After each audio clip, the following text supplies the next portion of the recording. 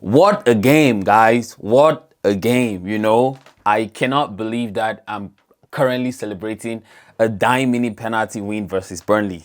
But that's just where we are, unfortunately, And you just have to take it because I think the only positive from today's game is the fact that when we left with the 3 points. Very fortunate, very, very fortunate. Like, this game was full of emotions, like the ups, the downs, like everything. I had every emotion you can imagine watching this game. Like, everything was running through my mind. But good thing we took the 3 points. Like I said, that's all we needed. Take the 3 points, put it in the bag, secure it, go into the international break on a high, come back next game.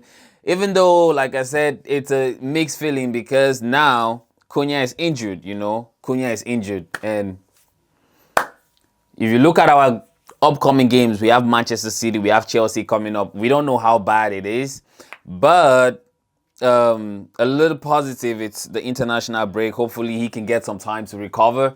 I don't think he's going to be back for the next game. Maybe the one after, which is Chelsea, but you still don't see that happening with a hamstring injury. We're looking at like 4 weeks, maybe 6. I don't know. But yeah, only positive, we're taking on 3 points. We've been talking about this with the players. We need to start killing off games. We don't kill off games when we have to, because we would have been in a situation where we came here today and still said we should have won the game. We won the game, but we were lucky to win the game. We almost found ourselves in a situation where we sat here today and said to ourselves we should have won that game. We've already said that twice this season, and I said I don't know how many times we're gonna say that this season. Like, you guys can see it. I don't know how many times we're gonna sit here and say we should have won that game. Players are not taking their chances. Ahmad should have buried. We should have gone into halftime 2 or 3 goals off, 3 goals up. That first half was a 5-0 win right there. Was a 5-0 win. That's what Amorim coached. So when people sit down and say, sack the manager, sack the manager, sack the manager, I'm like, are you watching the same game we're all watching, or are you just saying sack the manager because you want him sacked? This is just a continuation of last season. I know we have new players. They need to settle in. They need to start scoring, start kicking. Mbeumo scored last game. He scored this game. I think he's off and running. He's up and running. We need the other players to start scoring too. It's not happening, It's not happening. But the fact is, the manager is good. The manager is doing a good job. The players are not just taking their chances. A lot of them, I keep on saying it. Look at the mistake today from Baindi. How is a manager supposed to win games with a goalkeeper like that? You don't face many shots. I said it. Manchester City did it with Edison, but I think Edison was miles better than Baindi. Onana, Baindi, Onana, Baindi, Baindi, Onana, Baindi, Onana, Onana, Baindi, Baindi, Onana, Onana, Baindi, Baindi, Onana. Like, what the fuck? Just give me a break, Give us a break. For once, go an entire game and not make a mistake. These goalkeepers are killing us, man. They are killing us.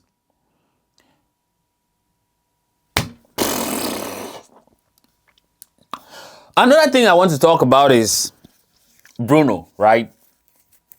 I know we've talked about Bruno, and I'm not in any way. Like I said, I've said it. You guys can say Bruno is bad, this and that. Bruno still remains one of our best players, if not our best player. But Bruno has to start doing better with how he keeps the ball. One of their goals was ruled for offside. And how they managed to score the goal was because Bruno lost the ball, He tried to play one of those quick passes that he usually plays, and he lost the ball. That shouldn't have happened. Bruno needs to start looking after the ball. He needs to start doing better. We need to have that conversation. Like, I love Bruno. I think without him, we can't even do without him right now. I agree to the fact that he had to stay for another season because we've been talking about Kobbie Mainoo. He got 45 minutes today, and I'm not even gonna lie, he wasn't good enough. Kobbie came on and he wasn't good enough. I don't know if Amorim is on social media listening to what people are saying. If he is, he needs to get off. I don't know how. Unfortunately, this might not get to him, but I think what happened today is just Amorim falling to the pressure from people on social media saying, okay, Kobbie needs to play. Kobbie needs to play. Kobbie is a very good player. Like, I love Kobbie, you know. I love Kobbie Mainoo, but I've been saying this. Kobbie needs to learn of somebody. He needs to learn of somebody. And how you learn of somebody is not by pressuring yourself. Like, you need.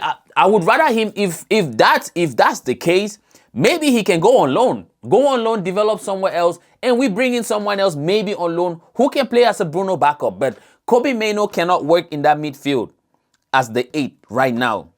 He needs to learn of somebody, and he doesn't have the pace. He doesn't have the pace. He can't play alongside Casemiro because Casemiro doesn't have the pace either. Maybe if he plays alongside somebody like a Baleba type of player, it will be better because Baleba has the pace. Baleba can cover him. He has the legs and stuff like that. But Kobbie does not have the legs off the ball to play in that midfield pivot of 2. Unfortunately, it's just the truth, and we need to start being honest with ourselves. So Amorim needs to stop falling for the pressure from the media and do what he thinks is right. Do what he thinks is right. The Kobbie experiment today did not work. It did not work. It did not work. And we cannot keep blaming the manager. I've said this time and time again. We cannot keep blaming the manager because this is just a continuation from last season. You play well first 10, 15, 20, 30 minutes, 45 minutes. You don't take your chances. You go up maybe 1, and then the opposition team finds a way to come back into the game. We have to bury the games. We're not doing enough of that. We're not doing enough of that, and it's not helping. But we can see the positives. I'm not even going to lie. We can see the positive. I see it. I just think we need someone else to play like a Casemiro backup because I've said it before. Casemiro cannot play 90 minutes consistently in this Amorim system. This Amorim system strives of pace, you know, winning the ball fast, you know, breaking fast, stuff like that. Casemiro cannot play at that level for 90 minutes. We need someone else who can come in for 20, 25 minutes and cover him. I like the Casemiro-Bruno partnership. I just think that's the best we've got right now while we maybe scout for a number 8. Because I think next season, while we talk about bringing in a defensive midfielder, we need to start talking about bringing in a number 8 as well. We need it. But right now, the Bruno-Casemiro partnership is the best we've got, and we've got to deal with that. We've got to deal with that. We've got to accept it. We need to stop all this Kobbie talk. Kobbie needs to start. Kobbie needs to start. He needs experience. I'm not even going to lie. He doesn't have the pace. But if you players do without the pace, but you need some experience. But positive is we got the 3 points. Going into the international break, we got the 3 points. That's the good thing.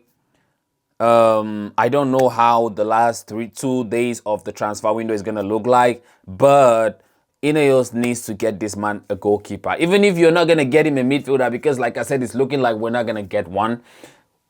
Get this guy a goalkeeper. We're tired. We're tired. We cannot come here every day and it's Onana, Baindi, Onana, Baindi, Onana. I'm tired. But yeah. I don't want to say good game. It was a good game still, but we didn't take our chances. So it's kind of like a bad, bittersweet kind of feeling, you know. Played well, you don't take your chances. I liked the stadium. The stadium was rocking. Everyone was behind the players. And when the stadium is like that and we start playing well at home, we can carry that form away, you know. We need to make Old Trafford the fortress it once was under Sir Alex. And I believe we can do it under Ruben Amorim. We just need to stay behind the team. Keep pushing them. You see, we pushed them right up to the diamond and we got the 3 points. We got the 3 points.